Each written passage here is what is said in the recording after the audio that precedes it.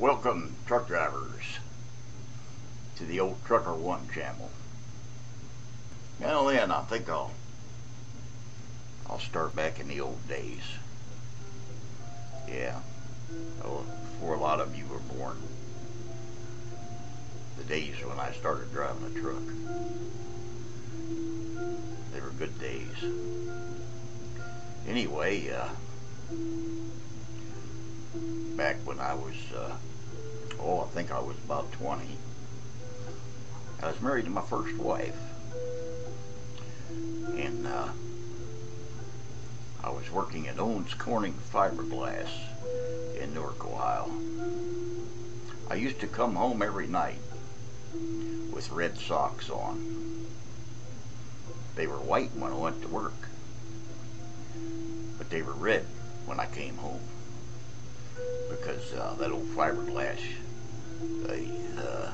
I was allergic to, and I used to scratch until my socks turned red with blood.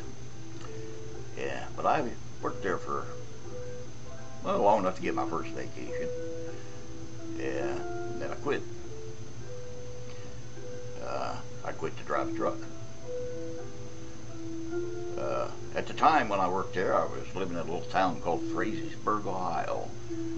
Now, I don't know whether any of you have ever heard of it, but in Frazeysburg, Ohio, there used to be a little dinky truck stop.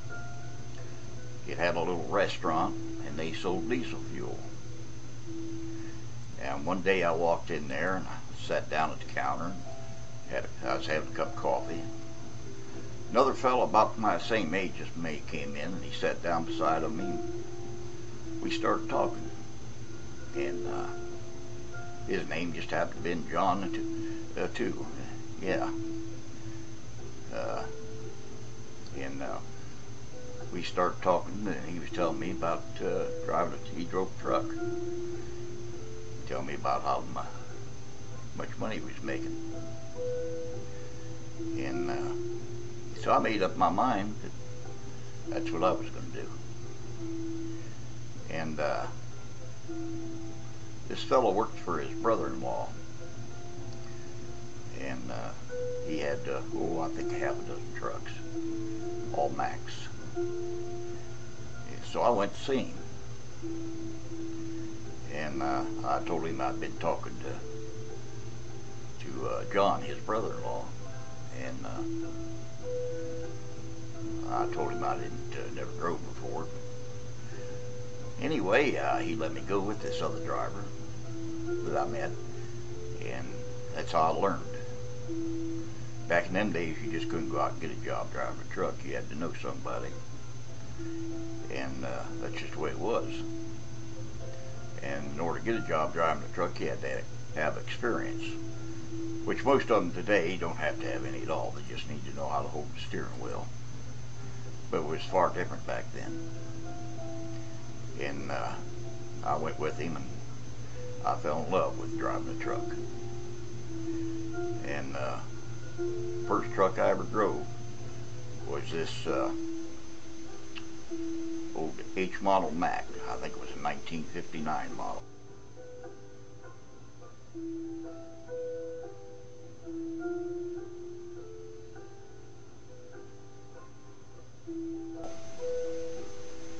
And this was in 1967.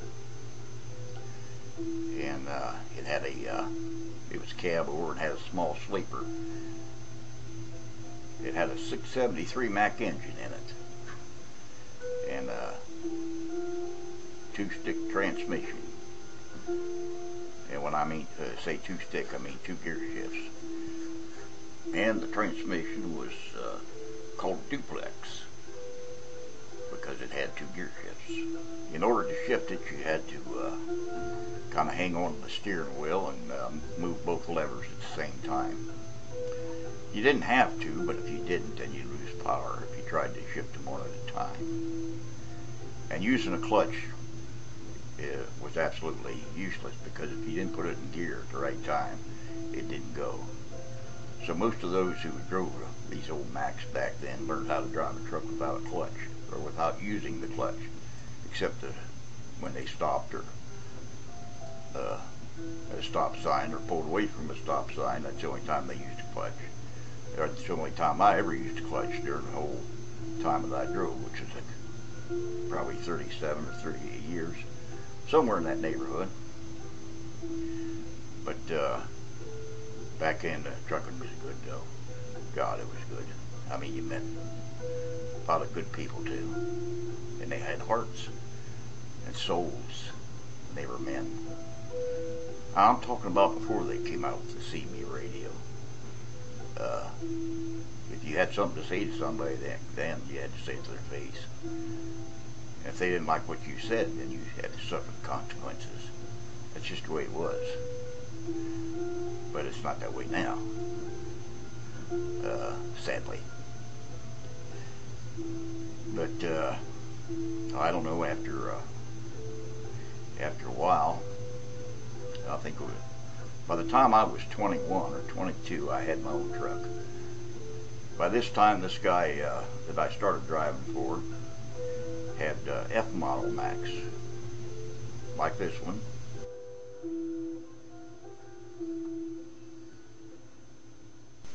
And he sold me the truck. He even arranged to finance it for me. And this F model Mac had a Mac 711 in it. And it had a triplex transmission. It still had 2 gear shifts, but it was a 15 speed instead of a 10. Anyway, I remember my first trip out to Portland, Oregon. This is before I bought the truck. I mean, it was unbelievable. And this was back before the interstate highway system was done. A lot of interstates weren't even done. They're close to being done then. And of course they didn't have the truck traffic that they do now. But you know, each little mountain that I climbed over, I always wanted to see what was on the other side. But I've seen the mountains, the deserts, prairies, and I'm going to tell you, there's nothing like having a look at what God made, God's creation. And you knew back then that God made it. It wasn't no accident. Well, it looks like I'm running out of time. Yeah. Amazing how time goes when you got something to say, isn't it? Anyway, I want you to know that if any of you should happen to be brought to the cross while you're out there trucking and brought to the Lord and become born again, stay out of the church. Don't go into church. Don't go in that box called a church, because God's not there. You won't find him there, because he's out there on the road. Anyway, that's about all I got to say for now, so be safe, and God bless you.